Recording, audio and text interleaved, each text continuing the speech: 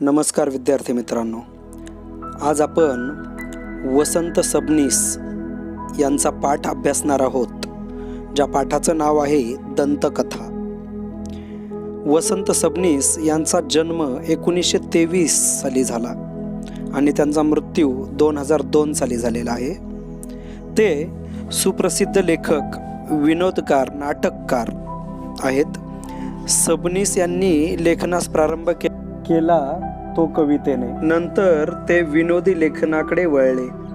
पानदान, चिखलखुर्दा, भारूड, मिरवणूक, पतंग, आमची मेली, पुरुषांची जात असे विनोदी लेख संग्रह, खांदेपालट, पलाक, आत्याबाईला आल्या मिशा, थापाड्या, विनोदी द्वादशी, बोका झाला संन्यासी हे कथासंग्रह, सोबती हा व्यक्तिचित्रसंग्रह, माहेश्वरी हा आत्मपर लेखाचा संग्रह प्रसिद्ध आहे। विनोदी लेखनाबरोबरच त्यांनी अनेक नाटके, एकांकिका व लोकनाट्ये लिहिली। त्यांची बरीच नाटके रंगभूमीवर गाजली।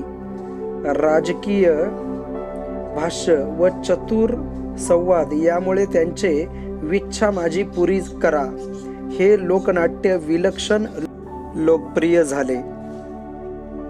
प्रेक्षकांनी क्षमा करावी, चिखलतराज जगन्नाथ हे त्यांचे एकांकिका संग्रह आणि गुदगुदुल्या हा बालकथा संग्रह प्रसिद्ध आहे। दंतकथा हा एक विनोदी ललित लेख आहे। दाताचे दुखणे खूपच त्रासदायक असते, त्यामुळे कोणत्याही माणसाची अवस्था अगदी केविलवाणी होते।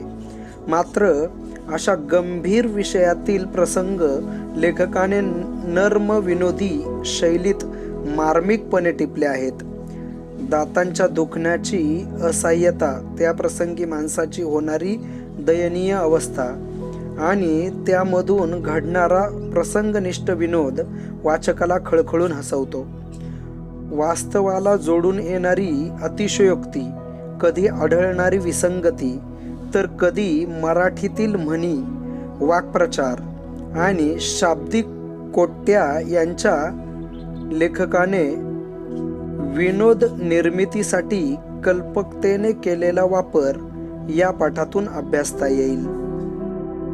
बघा, वसंत सबनीस हे फक्त एक लेखक नाही आहेत, तर ते विनोदकार आहेत। म्हणजे ते भरपूर विनोदी लेखन त्यांनी केलेलं आहे। त्याचबरोबर ते नाटककार आहेत, अनेक नाटके त्यांनी लिहिलेली आहेत। त्यांच्याबद्दल सांगितलंय ते सुरुवातीला त्यांनी जेव्हा लेखन सुरुवात केलं तेव्हा त्यांनी कवितेपासून सुरुवात केलं। अनेक प्रकारचे विनोदी लेख त्यांनी लिहिले।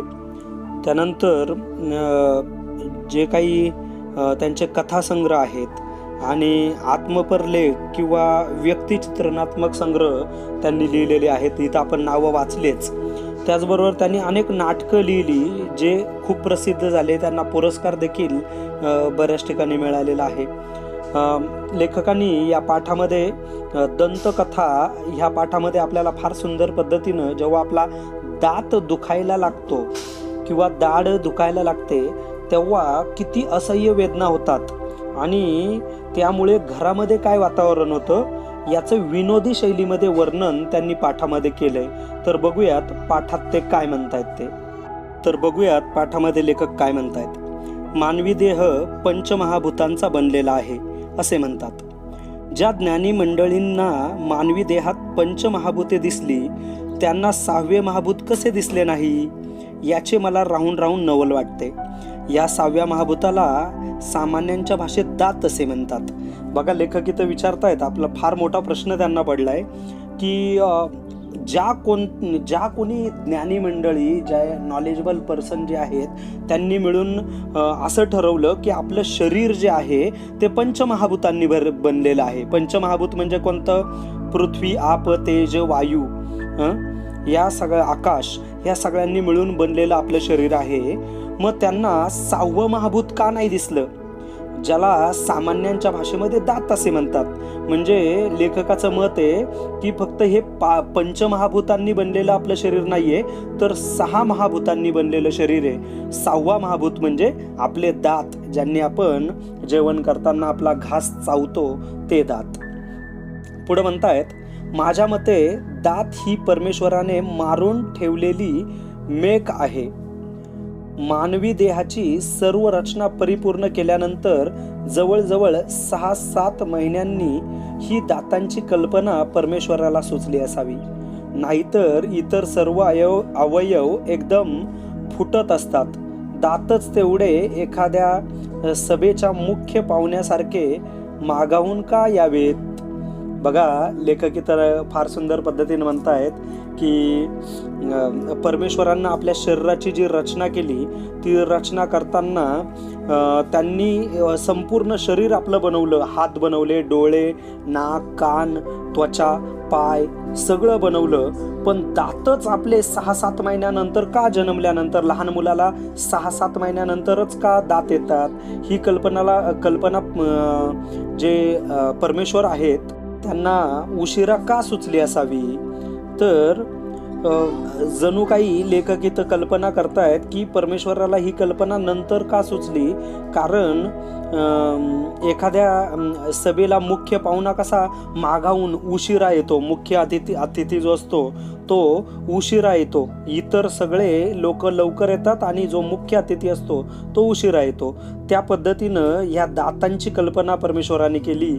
सगळ्या अवयव एकसाथ बनवले देवानी, पण दात मात्र नंतर 6-7 महिन्यानंतर, जन्म झाल्यानंतर 6-7 महिन्यानंतर हे दात आलेले आहेत. पुढील परिच्छेदामध्ये लेखक म्हणतायत, तुटलेले बोट पुन्हा उगवल्याचे माझ्या तरी पाहण्यात नाही, किंवा पहिले नकटे नाक गळून पडून त्या जागी नवे नाक आल्याचेही ऐकिवात नाही. पण दात हा एकच अवयव असा आहे की जो दोनदा उगवतो. तेव्हा माणसाला शरण आणताना तृण धरायला एखादी चांगली जागा असावी म्हणून ही दातांची योजना झाली आहे, याबद्दल माझी खात्री झाली आहे. तसे दातांनी माणसाला काय दिले आहे? दुसरा कुठलाही अवयव उगवताना माणसाला त्रास होत नाही, पण दात हे त्रास दिल्याशिवाय उगवत नाहीत. ते येताना ताप आणि गेल्यावर पश्चाताप. बघा, लेखक इथं म्हणतायत की आपलं कोणतंही अवयव असो, आपल्या शरीराचं बोट असो, हात असो, पाय असो, नाक असो, काही जरी तुटून पडलं तर ते परत कधी उगवत नाहीत. कोणतेही शरीरातले कोणतेही अवयव तुटलं तर ते एकदा गेलं का गेलं, परत ते येऊ शकत नाही, उगवत नाही. पण हे दातच असा अवयव आहे शरीरामधला एक अपवाद म्हणून, जो एकदा पडला की दुसऱ्यांदा येतोच. दोनदा तो उगवणारा दातच आहे. म्हणून लेखक म्हणतात, जेव्हा माणसाला शरण असताना तृण धरायला एखादी चांगली जागा असावी म्हणून ती दातांची योजना झाली, ह्याबद्दल माझी तरी खात्री झालेली आहे. म्हणजे माणूस जेव्हा शरण जातो ना, तेव्हा लेखक म्हणतात की इथं तृण धरायला एखादी चांगली जागा कोणती तरी भेटली पाहिजे ना, मग ती जागा म्हणजे दात. याबद्दल लेखकाची खात्री झालेली आहे. आणि ते म्हणतात लेखक म्हणतात दातांनी माणसाला दिलंय तरी काय नक्की? दुसरा कुठलाही अवयव उगवताना माणसाला त्रास देत नाही. समजा असं आपण केस कापले आणि केस कापल्यानंतर परत केस येत असतील तर आपल्याला त्याचा त्रास होत नाही. नख आपण कापले तर नख परत उगवताना त्याला आपला त्रास होत नाही आपल्याला, किंवा आपण छोट्याचे मोठं होत असतो, आपले अवयव मोठे होत असतात तेव्हा आपल्याला त्रास होत नाही.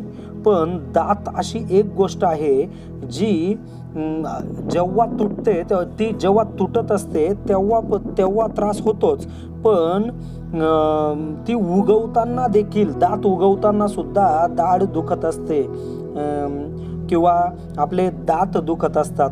म्हणून लेखक म्हणतात दात येताना ताप होतो आणि गेल्यावर पश्चाताप. बघा, लहान मुलांना जेव्हा दात येतात तेव्हा त्यांना, जेव्हा दात फुटत असतात तोंडामध्ये, तेव्हा त्यांना हलकासा ताप येतो, अंगाला ताप येतो. मग लेखक म्हणून म्हणतात दात येताना ताप आणि जेव्हा ते जातात निघून तेव्हा पश्चाताप होतो.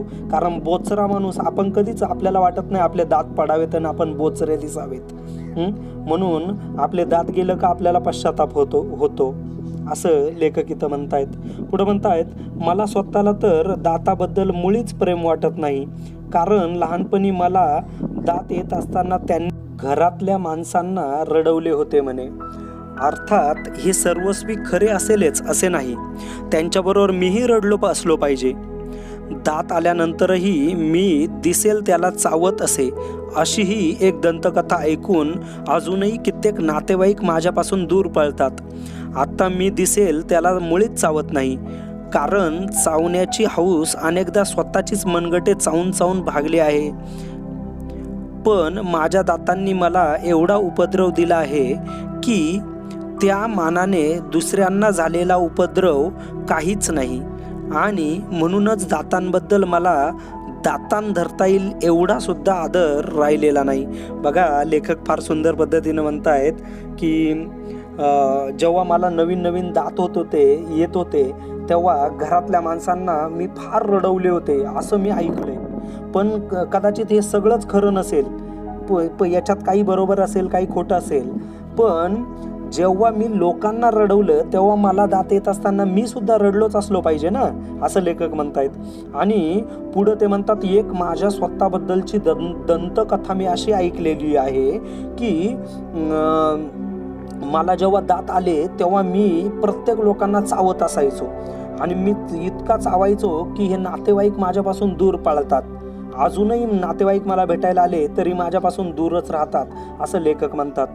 पण लेखक म्हणतात का आता मी दिसेल त्याच्या मुळीच, जो कोणी दिसेल त्याला मुळीच चावत बसत नाही. कारण असं म्हणतात ना, चावण्याची हौस अनेकदा स्वतःचीच मनगटे चावून भागली आहेत. लेखक म्हणतात की लहान मुलं बघा, काही चावायला मिळालं नाही का स्वतःचं बोट तोंडात ठेवून चोखत असतात, स्वतःचीच मनगटं चावतात. त्या पद्धतीनं मी माझी मनगटं कितीतरी वेळा चावली, म्हणून ती हौस माझी निघून गेली. पण लेखक म्हणतात की मला अजिबात माझ्या दातांबद्दल थोडा सुद्धा मला आदर नाहीये. पर एवढा आदर नाहीये का माझ्या दातांमध्ये धरता येईल जेवढी जागा आहे तेवढी जागा सुद्धा माझ्या दातांबद्दल मला आदर राहिलेला नाहीये. पुढे लेखक म्हणतायत, माझ्याप्रमाणे मराठी भाषेलाही दातांबद्दल आदर नाही असेही मला नंतर आढळून आले. कारण मराठी भाषेत अशी म्हण किंवा शब्दप्रयोग नाही ज्यात दातांबद्दल मंगल भावना व्यक्त झाली आहे. ज्या म्हणी व शब्दप्रयोग दातांशी निगडीत आहेत त्या दारिद्र्य, भिकारपणा, असभ्यपणा यांचे प्रत्यंतर घडवणारे आहेत. नाही म्हणायला प्रेमविवल कवींनी प्रेयसीच्या दातांना कुंदन कळ्यांपर्यंत नेऊन पोचवले तेवढाच अपवाद. तरी पण केवळ प्रेयसीच्या दातांत जीव अडकून तिच्या प्राप्तीसाठी झगडणाऱ्या प्रियकराचे उदाहरण माझ्या तरी ऐकिवात नाही. डोळे, रंग, ओठ, एखादा तीळ, एखादी खळी माणसाला गुंतवतात, पण दात पाहून वेडा झालेला प्रियकर मला अजून भेटवायचा आहे. बघा, लेखक फार सुंदर पद्धतीने आपल्याला दाताबद्दल सांगतायत की फक्त मलाच दातांबद्दल घृणा नाहीये, तर मराठी भाषेला सुद्धा दातांबद्दल आदर आढळून येत नाहीये असं लेखकाला नंतर आढळून आलंय. कारण ते म्हणतायत की मराठी भाषेमध्ये मी कुठंच ऐकलं नाही की दातांबद्दल मंगल भावना व्यक्त झाल्यात किंवा चांगलं काहीतरी कोणी दातांबद्दल लिहिलंय असं कुठंच लिहिलेलं दिसत नाहीये. आणि म्हणून म्हणतात की ज्या काही आपण मराठी भाषेमध्ये म्हणी, शब्दप्रयोग वापरतो त्या सुद्धा दातांविषयी निगडीत दिसत नाहीत. आणि ज्या दिसतात दातांविषयी ज्या काही म्हणी आणि शब्दप्रयोग आहेत त्या फक्त दारिद्र्य, बेकारपणा आणि असभ्यपणा याच्याबद्दलच दिसतंय. काही तुम्ही कोणत्याही म्हणी बघा दाताबद्दल, तुम्हाला दारिद्र्य, बेकारपणा आणि असभ्यपणाच दिसेल असं लेखक म्हणतात. कोण्या एका कवीनं प्रेम व्यक्त करताना प्रियसी जी असती, आपली जी मुलगी प्रियसी असते, तिच्या दातांबद्दल लिहिलंय, पण त्या कुंदन कळ्यांपर्यंत नेऊन पोचवलंय. त्याच्या पलीकडं काही नाही, एक छोटासा अपवाद. तरी पण लेखक म्हणतात की केवळ प्रेयसीच्या दातांमध्ये जीव कोणाचा तरी अडकलाय आणि तिची प्राप्ती होण्यासाठी ती प्रेयसी आपल्याला मिळावी म्हणून झगडणारा प्रियकर लेखक म्हणतात माझ्या तरी ऐकिवात कुठं नाहीये. बघा किती फार मोठा विनोद आहे की एखाद्या मुलीचे दात कोणाला तरी आवडलेत आणि म्हणून त्या प्रेयसीला मिळवण्यासाठी तो इकडून तिकडं पळतोय किंवा झगडतोय. असं लेखकांनी कुठं ऐकलं नाही ना आपण देखील कुठं ऐकलेलं नसतील. आपण ऐकलंय काय, एखाद्या प्रियसीचे डोळे कोणाला आवडलेत, कुणाला तिचा रंग आवडला, कुणाला तिचे ओठ आवडले, कुणाला एखादा तीळ, एखादी खळी माणसाला गुंतवून टाकते आपल्याला त्या प्रेयसीमध्ये. पण दातांवरून तरी आपल्याला कधी कोणता प्रियकर अजूनही असल्याचा आपल्याला भेटलेला नाहीये असं लेखक इथं म्हणतायत. पुढे लेखक म्हणतायत, लहानपणी जे न घासल्याबद्दल मार खावा लागतो, तरुणपणी जे फार घाशीत बसल्याबद्दल वडील माणसांची बोलणी खावी लागतात, व्यवहारात जे कोण केव्हा पाडील याचा भरोसा नसतो आणि जे दंतवैद्याकडे जायला भाग पाडतात ते दात, अशी माझी दातांबद्दलची कल्पना आहे. बघा लेखक म्हणतायत की लहानपणी आपण दात नाही घासले का मोठ्या माणसांचा आपल्याला मार खावा लागतो, जबरदस्ती ते आपले दात घासायला लावतात. आणि तरुणपणी आपणच भरपूर वेळ दात घासतो, तर मोठी माणसं, वडीलधारी माणसं आपल्याला एवढा वेळ काय दात घाशीत बसलाय, काय चमकवायचे आहेत असं म्हणतात. आणि व्यवहारामध्ये जर आपण व्यवहार करायला गेलो आणि आपण जर चुकीचा व्यवहार केला, आपण पैशांचा व्यवहार चुकीच्या पद्धतीने केला, तर कोण कधी येऊन आपले दात पाडील याचा भरोसाच नसतो. किंवा जी व्यक्ती किंवा जे आपल्याला दंतवैद्याकडे जायला भाग पाडतात ते म्हणजे दात, ही अशी माझी दातांबद्दलची कल्पना आहे असं लेखक म्हणतात. दातांबद्दलची माझी कल्पना म्हणजे काय, का जे फक्त आपल्याला नेहमी कोण ना कोण त्याच्याबद्दल काही ना काही बोलतं, किंवा व्यवहार नीट नाही केला तर आपले दात कोणी ना कोणी पाडतं, किंवा जे दात आपल्याला दंतवैद्याकडे घेऊन जातात आणि आपल्याला त्रास देतात, अशीच दातांबद्दलची कल्पना लेखकानं इथं केली. पुढं म्हणतायत, मनुष्य स्वभावाप्रमाणे मीही प्रथम दातांची पर्वा केली नाही, दात दुखणाऱ्या माणसांची अवहेलना केली. एवढ्याशा दातदुखीचे एवढे मोठे कौतुक लोक का करतात हे मला कळत नसे. आमच्या परशा पैलवानासारखा मस्त गडी सुद्धा दातांपुढे चारी मुंड्या चित झाल्याचा मी पाहिला, तेव्हा मला दातदुखीचा जरा संशय आला. बघा लेखक काय म्हणतायत की मनुष्य स्वभावाचं लेखकाला फार मोठं चिंता झाली. छोटंसं काही दात नाही दुखला तर लोक एवढा आव आणतात, एवढं कौतुक करतात, जे ते त्याच्या मागं पुढं पळत असतं, त्याचे दात दुखतायत, त्याच्यासाठी काहीतरी वेगळं खायला देतात, त्याला त्रास नाही होणार त्याच्यासाठी औषध आणतात. एवढं का करतात हे लेखकाला काही कळत नव्हतं. लेखक म्हणतात, आमच्या घराजवळ जो पारशा आहे, आमचा पारशा आहे, तो पारशा पैलवानासारखा मस्त गडी आहे, पण त्याची दातदुखी जेव्हा झाली तेव्हा तो पण चारी मुंड्यात चित झाला. म्हणजे तो पण इतका रडायला लागला आणि मोठमोठ्याने आव आणायला लागला की दात दुखतायत. मग तेव्हा मी कुठंतरी विचार केला की नक्की दातदुखी म्हणजे नक्की काय, असा संशय लेखकाला इथं आलेला आहे. पुढे लेखक म्हणतायत, परशा हा जन्मापासूनच पैलवान, रानात अनेकदा लांडग्यांशी एकटा झुंजलेला, अनेक लांडग्यांचे सुळे नुसत्या काठीच्या तडाख्याने पाडणारा हा गडी नेहमी अशा ऐटीत चालायचा की जसा काय वनराजच. छाती इतकी पुढे काढायचा की अनेकदा आधी त्याची छातीच दिसायची आणि अर्ध्या मिनिटाने त्याचा चेहरा दिसायचा. रस्त्यात भेटला की काय र कुठं निघालास असं त्याच्या दृष्टीनं अत्यंत प्रेमळ पण माझ्या दृष्टीने अतिशय उर्मट असा सवाल करायचा. मला त्याचा राग येत असे. चाललोय कुस्ती मारायला, येतोस कुस्ती असे म्हणत तो अत्यंत विकट हास्य करायचा आणि अगोदर माशी तर मार नाकावरली, मग कुस्तीचं बघू असे म्हणून माझ्या खांद्यावर मोठ्या प्रेमाने दणका द्यायचा. पण गंमत अशी की दणका मला दिला तरी लागायचे त्याला. बघा लेखक काय म्हणतायत की हा जो परशा होता तो परशा जन्मापासून पैलवान होता, कारण तो रानात जेव्हा गाया वगैरे चारायला जायचा तेव्हा तिथं भरपूर लांडग्यांशी त्याची झुंज व्हायची आणि एका काठीच्या रपाट्यात तो लांडग्यांना गार करायचा, लांडग्यांना मारत असे. इतका पैलवान होता की जसा तो चालायला लागला की असा तो वनराजच वाटायचा, वनाचा राजाच आहे असं वाटायचा. आणि लेखक म्हणतात त्याची छाती इतकी पुढं तो काढायचा की अनेकदा त्याची छातीच पहिली दिसायची आणि अर्ध्या मिनिटानंतर त्याचा चेहरा दिसायचा. आणि लेखक म्हणतायत की रस्त्यात कधी तो भेटला तर तो म्हणणार काय र कुठं निघालास असं तो विचारायचा. आणि त्याच्या दृष्टीनं ते अत्यंत प्रेमळ त्याने विचारलंय असं वाटायचं, पण लेखक म्हणतात माझ्या दृष्टीनं ते अतिशय उर्मट सवाल त्याने केला आहे आणि म्हणून मला त्याचा खूप राग यायचा असं लेखक म्हणतात. परशाचा मला खूप राग यायचा आणि म्हणून लेखक त्याला म्हणायचे चाललोय कुस्ती मारायला, येतोस का? तेव्हा तो हसून म्हणायचा, तो जो परशा होता तो लेखकाला हसून म्हणायचा कुस्ती, आणि अरे अगोदर माशी तर मार नाकावरली. म्हणजे तो इतका परशा स्वतःला इतका पैलवान समजायचा की त्याच्यासमोर कोणी आलं तर तो त्याला जुमानत नसे आणि म्हणायचा की कुस्तीची बात नंतरच कर, नाकावरची माशी उडव फक्त, असं त्याची म्हणणं असायचं. आणि असं म्हणून तो लेखकाच्या खांद्यावर मोठ्याने दणका मारायचा, प्रेमानं दणका द्यायचा मोठ्याने. आपण शाबासकी देतो ना त्या पद्धतीनं तो दणका द्यायचा. पण लेखक म्हणतात गंमत अशी होती की तो दणका मला जरी मारत असला तर लागायचंच त्याला. परशासारखा पैलवान लेखकाला मारतोय, पण लेखकाला न लागता परशालाच का लागतंय हे सांगताना लेखक म्हणतात लई हाडं हैत तुझ्या अंगात, दगडावानी लागत्यात हाताला. असं त्याने म्हटले की हाडाच्या बाबतीत का होईना पण आपण त्याच्या वरचढ आहोत याचाच आनंद अधिक वाटायचा.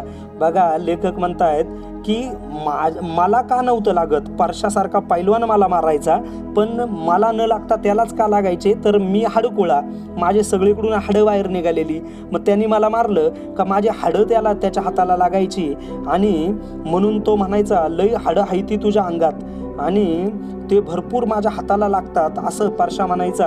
आणि लेखक म्हणतात की हाडांच्या बाबतीत तरी का होईना मी त्याच्यापेक्षा वरचढ होतो, अधिक होतो, याचा मला फार आनंद व्हायचा. पुढे लेखक म्हणतायत आपल्या ताकदीची मस्तीची परशाला फार घमेंड होती. स्वतःचा उल्लेख करताना तो शिव म्हणायचा, स्वतःला शिव म्हणून घेण्यात त्याला फार अभिमान वाटायचा. काय परशा यंदा कशी काय तयारी आहे असे कोणी विचारले की त्याचे उत्तर ठरलेले असे, शिवाला काय भ्या हाय वय कुणाचं, शिव मातीत उतरला की लांडगी कोल्ली पाक पशार होत्यात, शिवाला आल्याड लई झोप लागती या.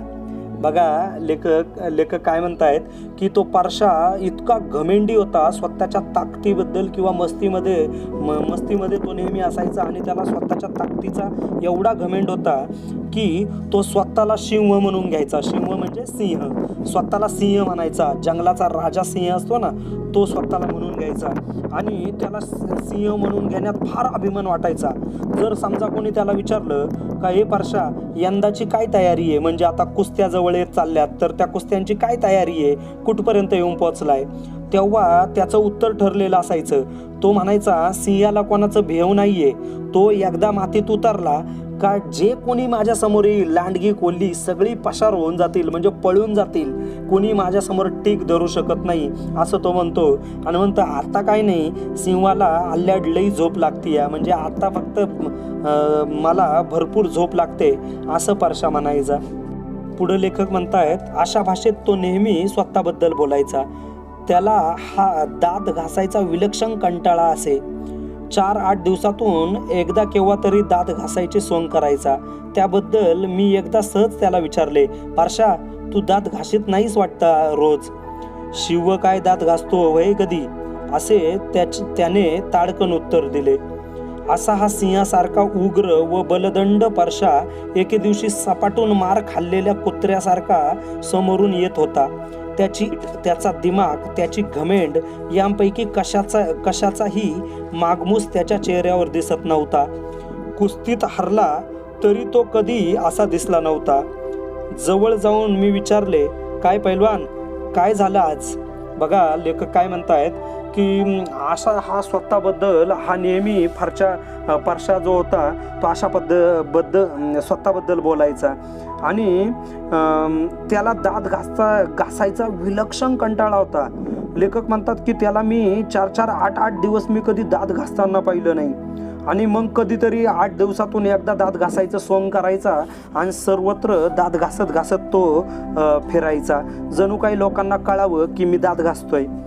मग लेखक म्हणतात की याच्याबद्दल मी एकदा त्याला सहज विचारलं, काय रे परशा तू रोज दात घासत नाहीस का, मला असं वाटतंय तू रोज दात घासत नाही. तेव्हा तो काय म्हटला? परशा म्हणला, शिव काय दात घासतो काय कधी? म्हणजे सिंह कधी दात घासतो का? मग मी कशाला दात घासू? असं त्यांनी ताडकन उत्तर दिलं. लेखक म्हणतात की असा हा सिंहासारखा उग्र म्हणजे रागीट, उग्र व बलदंड परशा एके दिवशी सपाटून मार खाल्लेल्या कुत्र्यासारखा समोरून येत होता. बघा लेखक काय म्हणतायत की असा हा परशा, काही विचारलं का स्वतःला सिंह म्हणून घ्यायचा आणि त्याच्याबद्दल काही बोललं तरी तो उलट उत्तर देत होता. पण एक दिवशी हा सिंहासारखा एकदम मोठा, नेहमी छाती पुढं धरून चालणारा हा परशा एकदम कुत्र्यासारखा सपाटून मार खाल्लेल्या कुत्र्यासारखा समोरून चालत येत होता. त्याची ती ऐट लेखकाला दिसत नव्हता. दिमाखात तो चालत होता, घमेंडमध्ये तो चालत होता. यांच्यापैकी लेखकाला काहीच दिसत नव्हतं. आणि त्याच्या चेहऱ्याकडे बघून सुद्धा सिंह चाललाय असं वाटत नव्हतं. आणि लेखक म्हणतात तो कधी कुस्तीत जरी हरला तरी असा कधी दिसला नव्हता. म्हणून लेखक म्हणतात नक्की त्याला झालंय तरी काय हे विचारण्यासाठी मी त्याच्या जवळ गेलो आणि त्याला विचारलं, काय पैलवान, काय झालं आज? तेव्हा परशा म्हणाला, केविलवाना चेहरा करून तो म्हणाला, दात र काल रातच्या धरणं असा ठणुकतोया, काही एक सुचेनासं झालं या. अरे सिंहाचे दात कधी दुखतात होय? मी जरा हट्टेनच म्हणालो. कसला शिव घेऊन बसलाय मारदा? ह्या दातानं शिवाचा पार बकरा करून टाकलाय असे म्हणून त्याने त्याच्या दातदुखीची दर्दभरी कहाणी मला सांगितली. आणि अखेरीस म्हणाला, अरे शिवच नव, नरसिंह आला तरी दातामोहर त्याचं काही एक चालायचं नाही. बघा लेखक म्हणतायत की परशा स्वतःचं दुःख व्यक्त करतोय. तो स्वतःला नेहमी सिंह म्हणून घ्यायचा. पण त्या दिवशी जेव्हा लेखकानं त्याला अशा पद्धतीनं चालत येताना बघितलं तेव्हा त्यांनी विचारलं, काय झालं पैलवाना? तेव्हा तो म्हणतो, दात र काल रातपासून, तो म्हणतोय की माझे दात इतके काल रात्रीपासून इतके ठणकतायत, एवढे दुखतायत का मला काही सुचत देखील नाही. मग लेखक जरा थट्टेनच त्याची थट्टा करावी म्हणून त्याला म्हणतात, अरे सिंहाचे दात कधी दुखतात का? तेव्हा परशा म्हणतो, कसला सिंह घेऊन बसलात मारदा तुम्ही? हे सिंह बिंह काही नाहीये, ह्या दातानं सिंहाचा पार बकरा करून टाकलाय असं परशा लेखकाला म्हणतोय. आणि वरून म्हणतोय की अरे सिंहच नाही, पार नरसिंह जरी आला आणि त्याला ही दातदुखी झाली तर त्याचं सुद्धा काही इथं चालणार नाही. आणि असं म्हणून लेखकाला परशानं आपली स्वतःची दातदुखीची कहाणी सांगितली. लेखक पुढे म्हणतायत, मला त्यावेळी परशाचे हसू आले. पण काही काळानंतर माझाही जेव्हा परशा झाला तेव्हा माझ्या नक्षा पार उतरला. माणसाला मरण आणि दातदुखी चुकवता येत नसावी, किंबहुना दात ह्या इंद्रियांचे एक कार्य दुखणे हेच असावे. जन्मात एकदाही दात न दुखलेला मनुष्य मला तरी अजून आढळलेला नाही. असा कोणी असलाच तर तो कमनशिबीच असला पाहिजे. ब्रह्मांड पाहण्याचा योग त्याच्या नशिबी नाही. बघा लेखक म्हणतायत की जेव्हा त्याने आपले स्वतःची कहाणी सांगितली परशानी तेव्हा लेखक म्हणतात मला त्याच्यावर भरपूर हसू आलं, मी खूप हसलो त्याच्यावर. पण काही कालानंतर जेव्हा माझे स्वतःचे दात दुखले, म्हणजे इथं ते शब्द वापरतात, माझा जेव्हा परशा झाला तेव्हा माझा पार नक्षाच उतरला. म्हणजे जेव्हा माझे सुद्धा दात दुखायला लागले तेव्हा माझी स्थिती खूप खराब झाली होती. आणि लेखक म्हणतायत की माणसाला मरण आणि दातदुखी ही कधीच चुकवता येत नसेल, कारण ज्या माणसाचा जन्म झालाय त्याला दातदुखी नक्कीच येत असणार आहे. कारण दात हे इंद्रियाचे एक कार्य म्हणजे दुखणंच असावं असं लेखकाला वाटतं. आणि लेखक म्हणतात जन्मात एकदा तरी दात न दुखलेला मनुष्य मी अजून तरी कुठं पाहिलेला नाही आहे असं लेखक म्हणतायत. आणि जर कुणी असा असेलच, लेखक काय म्हणताय बघा, जर कुणी असा असेलच तर तो फार कम नशिबी आहे, कारण ब्रह्मांड पाहण्याचा योग त्याच्या नशिबी नाही. म्हणजे लेखकाला असं वाटतंय दात दुखी झाल्यामुळं आपल्याला ब्रह्मांड दिसतं. किती मोठं डेंजर दुःख या दाताचं, दात दुखीचं असतंय हे लेखक इथं वर्णन करतायत. लेखक पुढं म्हणतायत, अनेक वर्ष समोर येईल ते मिटल्या डोळ्यांनी चावणारा माझा दात एके दिवशी काही कारण नसताना ठणकू लागला. असा ठणकू लागला की त्याने माझी अवस्था हीन दीन झाली. दात ठणकू लागल्याबरोबर मी पहिली गोष्ट कोणती केली असेल तर ही की ज्यांच्या दाढदुखीची अवहेलना केली होती त्या सर्व माणसांची त्यांच्या दात व दाढांसकट मनातल्या मनात क्षमा मागितली. बघा लेखक काय म्हणतायत.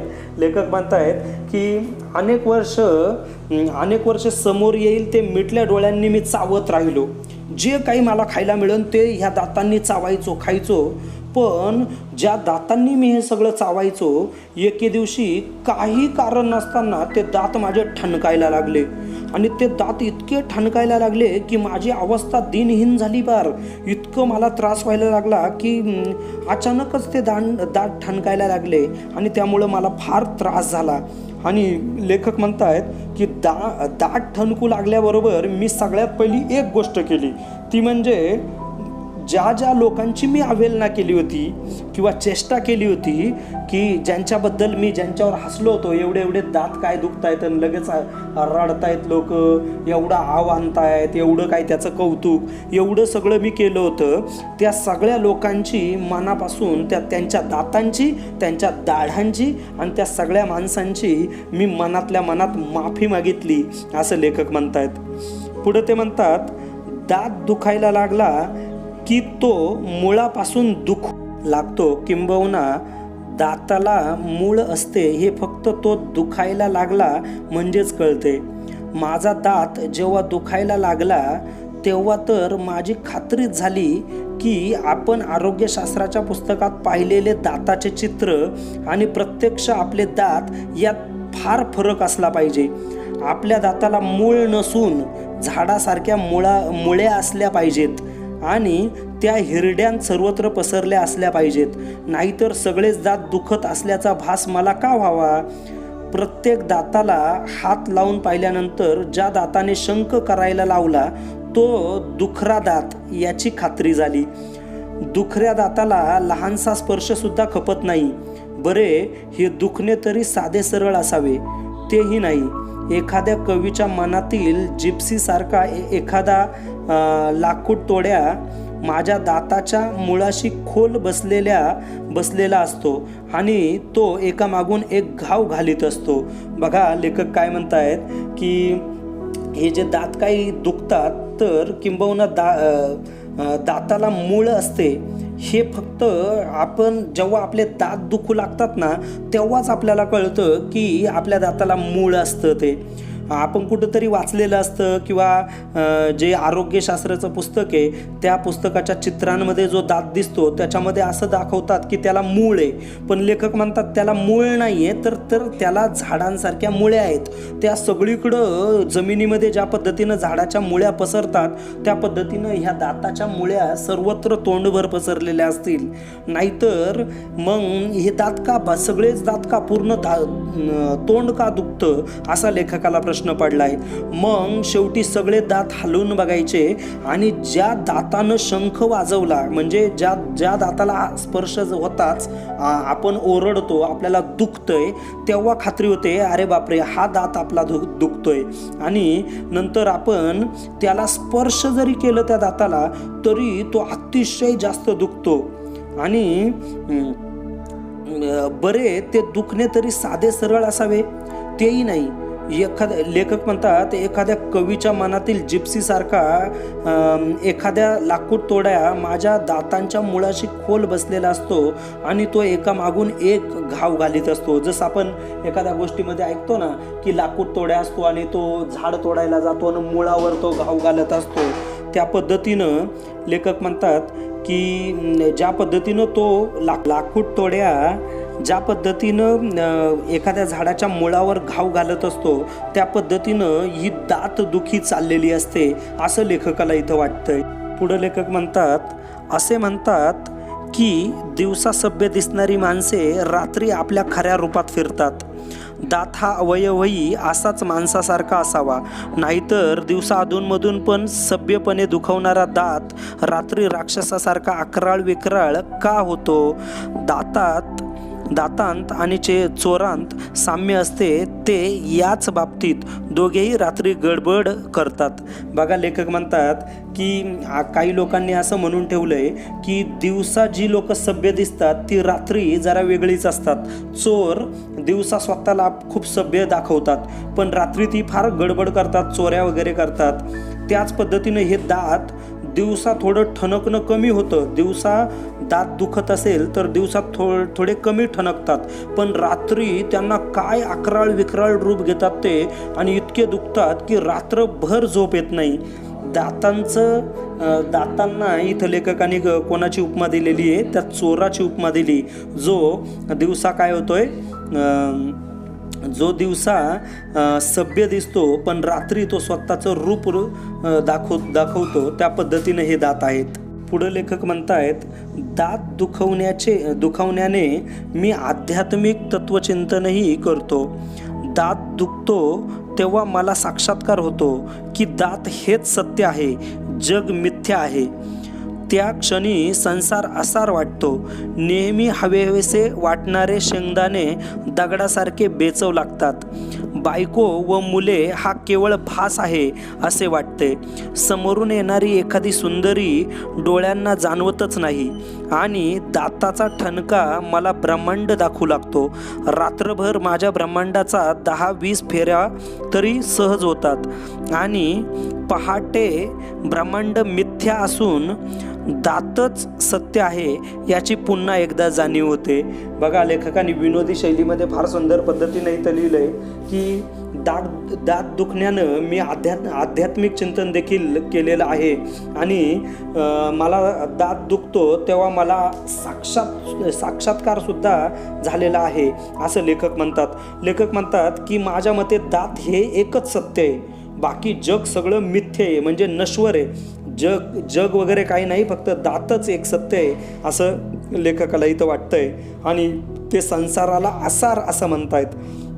आणि ते म्हणतात की मला एरवी जे शेंगदाणे हवेसे वाटतात, दात दुखल्यानंतर जर मी ते शेंगदाणे खाल्ले तर दगडासारखे बेचव लागतात मला.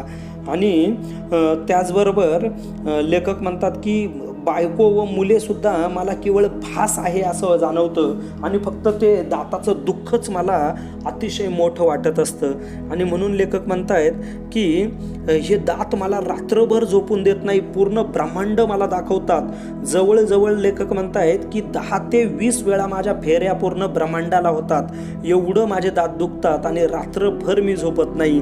तो वेळ मी कसा तरी काढत असतो आणि पाठ झाली की ब्रह्मांड मला मिथ्य वाटू लागतं आणि दातच सत्य आहे याची पुन्हा एकदा मला जाणीव होते असं लेखक इथं म्हणतायत. पुढे लेखक म्हणतात, माझ्याबद्दल लोकापवाद फार, दातदुख ही त्यातून सुटलेली नाही. माझ्या दातदुखीच्या काळात संबंध आळी म्हणजे आपली वस्ती, आळीला रात्रभर झोप मिळत नाही असे म्हणतात, पण माझा यावर विश्वास नाही. अर्थात आळीतील सर्व लोक आळीपाळीनं माझ्या घरात डोकावून फक्त दातदुखीच ना असा सवाल करून जातात हे खरे आहे, पण यावरून त्यांना झोप येत नाही असा निष्कर्ष काढणे बरोबर नाही. बघा, लेखक फार सुंदर विनोद इथं करतायत. ते म्हणतात की मला दातदुखी झाली का संपूर्ण आमची जी आळी आहे, आमची वस्ती आहे ती झोपत नाही, कारण माझी दुखणं एवढं मोठं आहे आणि मी एवढं त्याचा आव आणतो, एवढ्या मोठ्याने ओरडतो का आळीपाळीनं लोक येतात आणि मला विचारून जातात, बाबा फक्त दातदुखीचे ना, बाकी दुसरं काही नाही आहे ना, असं सवाल करून जातात. पण लेखक म्हणतात की ते येतात, आळीपाळीनं सगळे लोक येतात, मला भेटून जातात, मला सवाल करून जातात, पण याचा अर्थ असा नाही का ते रात्रभर झोपत नाही. पुढे लेखक म्हणतात, मागच्याच दातदुखीच्या वेळी मी पलंगाच्या कोपऱ्यात दोन्ही हातात तोंड धरून बसलो होतो. दातदुखीच्या काळात सामान्यतः मी असाच बसतो. चेहऱ्यावर बहुधा कोणीतरी नुकतीच थोबाडीत मारल्याचा भाव असावा, कारण मी आरशात पाहत नाही. तोंडातल्या तोंडात दाताला आरसा कशाला? मी घशातल्या घशात आवाज बंद करण्याचा प्रयत्न करून सुद्धा तो बंद होत नव्हता. घसा आणि जीभ फितूर झाली होती. मी फारच मोठ्याने ओरडत होतो असे बायकोचे मत होते आणि माझ्या बाबतीतील बायकोचे मत हे बहुधा संबंध आळीचे मत असते. बघा, लेखक म्हणतायत की जेव्हा कधी माझे दात दुखतात, दातदुखी मला होते, तेव्हा मी पलंगाच्या कोपऱ्यात कुठंतरी माझं तोंड धरून दाबून बसलेलो असतो आणि दातदुखीचा काळात सामान्यतः मी असाच नेहमी बसलेला असतो जेव्हा कधी मला दातदुखी होईल. आणि चेहऱ्यावर बहुधा कोणीतरी नुसतीच कोणीतरी थोबाडीत मारलेली आहे, मला कानाखाली मारलेली आहे असं माझ्याकडं बघून माझ्यात भाव येतो.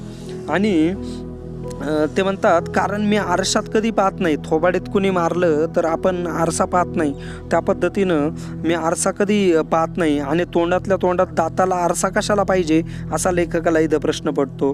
म्हणून लेखक म्हणतात मी घासातल्या घासात आवाज बंद करण्याचा मी प्रयत्न नक्कीच करतो आणि तो बंदच होत नाही, कारण माझा घसा आणि जीभ फितूर झालेली असते आणि सारखं ते दुखत असल्याने मी मोठमोठ्याने ओरडतो असं माझ्या बायकोचं मत होतं.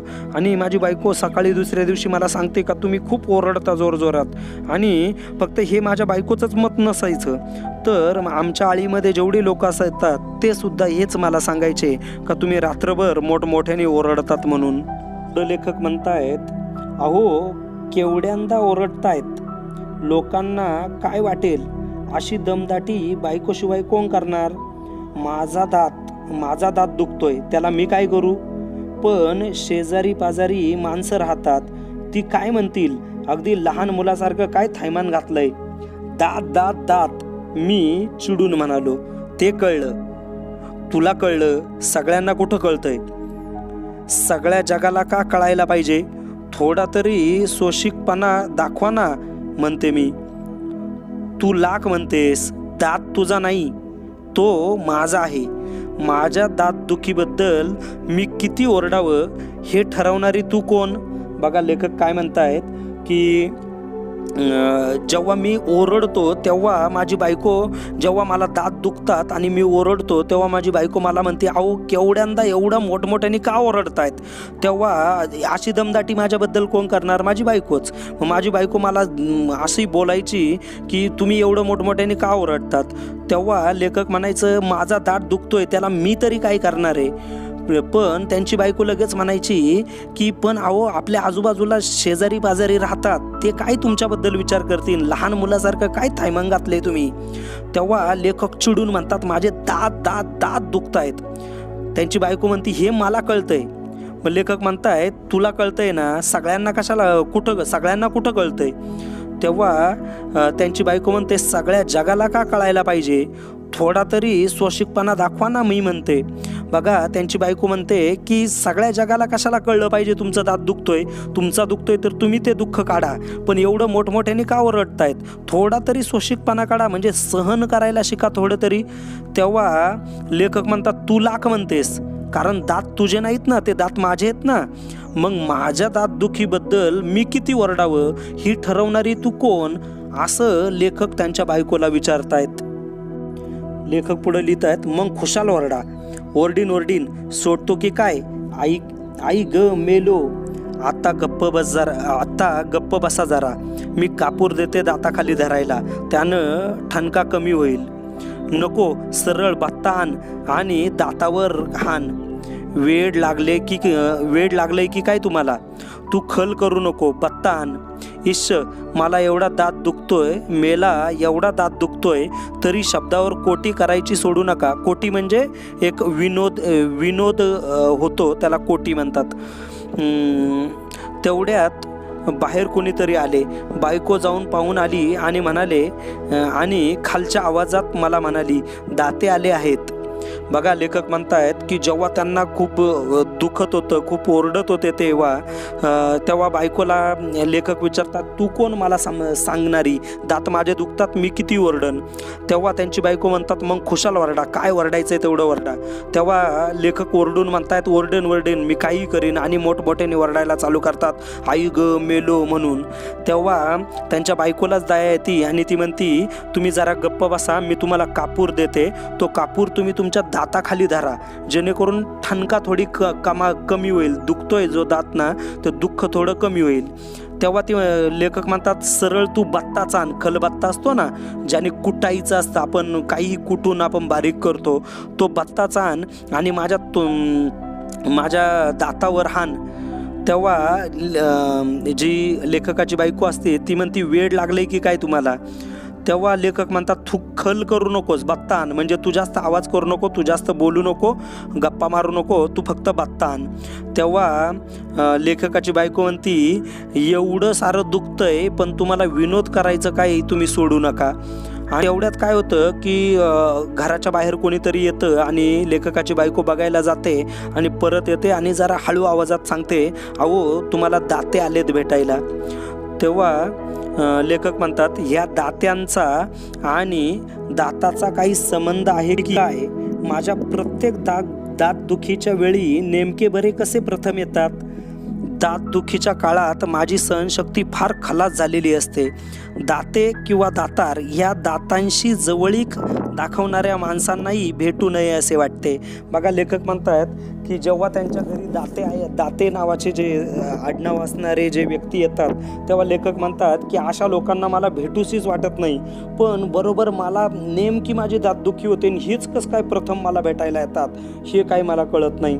आणि म्हणून ते म्हणतात की ज्या लोकांचं आडनाव दाते आणि दातारे, अशा लोकांची जवळीक दाखवणाऱ्या माणसांनाही मला भेटू वाटत नाही, असं लेखक म्हणतायत. आणि पुढं ते म्हणतायत, माझ्या दातदुखीचे आणखी एक वैशिष्ट्य असे की माझ्या विवळण्याने शेजारी पाजारी गोळा होतात आणि माझ्या दाताच्या अध्यक्षतेखाली दातदुखी ती का होते, टाळावी कशी आणि झाल्यावर कोणते उपचार करावेत, यावर एकदा तरी परिसंवाद होतोच. उपस्थित वक्ते मोठ्या हिरिरीने त्यात भाग घेतात. बघा, लेखक काय म्हणतात की माझ्या दातदुखीचं एक वैशिष्ट्य असं की मी एवढं मोठमोठ्याने ओरडतो, रात्री भरपूर शेजाऱ्या पाजाऱ्यांना झोपच येत नाही, सगळे येऊन मला भेटून जातात. मग दुसऱ्या दिवशी सगळे तिथं येऊन माझ्याजवळ बसतात आणि त्याच्यावर एक आमची मीटिंगच होते की आपण ही दातदुखी थांबवायची कशी, दातदुखी ती का होते ती टाळायची कशी, किंवा ती जर झालीच तर त्याच्यावर कोणते उपचार करायचे, याच्यावर एकदा तरी परिसंवाद होतो. आणि उपस्थित जेवढे वक्ते असतात, म्हणजे जे उपस्थित जे बोलणारे तिथं असतात, ते पण मोठ्या हिरहिरीनं त्याच्यात भाग घेतात आणि सगळे आपले मत मांडत असतात. हीच मंडळी एवढ्या मोठ्याने बोलतात की माझे विवळणे त्यात बुडून जाते. माझा अनुभव असा की दातदुखीवरील चर्चेने दातदुखी मुळीच कमी होत नाही. दातदुखीवरील खूप उपचार मला पाठ झाले आहेत. माझा दात दुखू लागला की मी बायकोला त्यातले काही उपचार करायला सांगतो आणि तीही आपले काही उपचार करते. अशी मिळून 20-25 प्रकारची औषधे बोळे माझ्या दातामागे लागतात. 4 दिवसांनी दात दुखायचे थांबतो. कशामुळे थांबला याचा शोध करण्याच्या मी भानगडीत पडत नाही. दात दुखणे थांबायचे कळल्याबरोबर परिसंवादातील सगळे वक्ते आपलाच उपचार लागू पडला की नाही याची खात्री करून घेण्यासाठी येतात. मी कुणाचेही मन दुखवत नाही. प्रत्येकाला त्याने सुचवलेल्या उपायानेच गुण आल्याची कबुली देऊन मी टाकतो. बघा, लेखक काय म्हणतायत की जेव्हा हे सगळे परिसंवाद करत असतात की आपण काय उपचार केले पाहिजे, तेव्हा त्यांचा एवढा आरडाओरड चालतो. ते इतक्या मोठमोठ्याने सगळं सांगत असतात, दातदुखी कशी थांबवावी. का लेखक म्हणतात, माझं जे विवळणे दातदुखी आहे ती त्याच्यात कुठंतरी बुडून जातो, असा माझा अनुभव आहे. आणि म्हणून लेखक म्हणतायत की दातदुखीवरील चर्चेनं माझे दात दुखणं मुळीच कमी थांबत नाही. पण ज्या लोकांनी मला उपचार सांगितले ते सगळे उपचार माझे पाठ झालेत. मग माझे दात दुखायला लागले की मी माझ्या बायकोला त्याच्यातले काही उपचार करायला सांगतो. ती माझ्या उपचारांबरोबर स्वतःचे पण काही उपचार करून असे बोळे बनवते, औषध बनवते आणि त्या कापसाच्या बोळ्यामध्ये ते औषधं टाकून मला देते. आणि तो कापूस किंवा तो बोळा मी माझ्या जे दात दुखतायत, जो दात दुखतोय त्या दाताच्या पलीकडं खाली कुठंतरी ठेवतो. आणि 4 दिवसांनी माझे दात बरे झाले का मी ह्या भानगडीत पडत नाही का नक्की कशानं माझा दात दुखायचा बंद पडला, हे मी करत बसत नाही. पण परिसंवाद करणारे सगळे वक्ते मला येऊन भेटतात आणि विचारू लागतात की मी खात्री करून घेतात की मी जो उपाय सांगितला होता तो उपाय लेखकाने केला म्हणूनच दात दुखायचं थांबलंय की काय असं विचारायला लेखकाकडे येतात. पण लेखकसुद्धा कुणाचंही मन दुखवत नाही आणि ते कबुली देऊन टाकतात, मन मोकळं करून टाकतात की तुम्ही सुचवलेले जे उपाययोजना होत्या त्यांनीच मला गुण आला आणि माझी दातदुखी थांबली असं लेखक प्रत्येकाला सांगतात जेणेकरून कोणाचं मन दुखणार नाही. पुढे लेखक म्हणतात सगळे खुश होतात. दंत आघाडीवर सर्वत्र सामसूम होते. एखाद दुसरा महिना जातो आणि पुन्हा तोच दात, तोच ठाणका आणि तेच उपचार याचा पुन्हा प्रयोग होतो. बघा लेखक म्हणतात की मी सगळ्यांना त्यांनी दिलेले उपचार किंवा त्यांनी दिलेला जो उपाय होता त्याच्यामुळंच मला गुण आला असं जेव्हा मी त्या सगळ्या वक्त्यांना सांगतो तेव्हा ते सगळे खुश होतात. आणि मग कमीत कमी 1 महिनाभर सगळं हे दंत आखाडीवर जे काही सामसूम चाललेलं असतं ते सामसूम शांत होतं, कोणी याच्याबद्दल काही बोलत नाही. पण 1 महिन्यानंतर 1-2 महिन्यानंतर परत माझे दात दुखायला लागतात तेव्हा पुन्हा तोच दात दुखायला लागतो, पुन्हा तसेच ठणके यायला लागतात आणि परत तेच उपचार करायला लागतात, तेच प्रयोग मला करायला लागतात. पुढं ते म्हणतायत या सगळ्याला कंटाळून शेवटी मी दाताचा प्रश्न कायमचा सोडवण्याच्या दृष्टीने तो दातच काढून टाकण्याचा निर्धार जाहीर केला. अनेकांचा सल्ला घेऊन आणि अनेक दंतवैद्यांचे चेहरे पाहून त्यातल्या त्यात बऱ्यापैकी दंतवैद्य गाठला. का कुणास ठाऊक, पण माझी अशी समजूत झाली की ज्याचे दात चांगले असतील असाच दंतवैद्य शोधणे बरे. बघा लेखक म्हणतात की शेवटी मी त्या दाताला एवढा कंटाळलो होतो की मी शेवटी असं ठरवलं की आपण तो दातच काढून टाकायचा. भरपूर लोकांचे सल्ले पण घेतले, सगळ्यांनी सांगितलं दात काढून टाका आणि दात काढायचा निर्धार घेतल्यावर मी दंतवैद्य शोधायला लागलो. दाताचा डॉक्टर, दंतवैद्य म्हणजे दाताचा डॉक्टर. बऱ्यापैकी दंतवैद्य मी गाठला, एक जो बऱ्यापैकी चांगला होता असा डॉक्टर, दाताचा डॉक्टर गाठला. लेखक म्हणतात का कुणास ठाऊक मी त्याच्याकडेच का गेलो, तर मी असं मनाशी ठरवलं होतं ज्याचे दात अतिशय सुंदर दिसतील त्याच्याकडेच आपण उपचार करायचा आणि असा दंतवैद्य मी शोधला. ते पुढे म्हणतात यापूर्वी आयुष्यात दंतवैद्याशी कसलाही संबंध आला नव्हता आणि तेच ठीक होते. असे संबंध आल्यावर वाटले मी त्याला भेटून सारी दंतकथा सांगितली. दात काढून टाकण्याचा माझा विचार दंतवैद्या इतका दुसरा कुणालाच पसंत पडला नाही. दात काढण्याबाबत आमचे मैतक्य झाल्यावर पुढचा मार्ग सरळ होता. फक्त दात काढायलाही पैसे द्यावे लागतात याचे वाईट वाटले. पण मग मीच समजूत घातली की आपण डोक्याचे केस मुळासकट काढत नाही तरी पैसे देतो, मग दात मुळासकट काढण्यासाठी पैसे दिले तर काय बिघडले. बघा लेखक काय म्हणतायत की मी ठरवलं की काही झालं तरी दात काढायचा आणि असं ठरवून मी दंतवैद्याकडे गेलो तेव्हा असं कुठंतरी वाटलं त्याला भेटून सारी दंतकथा सांगावी, माझा दात कसा दुखायला लागला आणि माझ्या भोवती काय काय किस्से झाले हे सगळं सांगावं.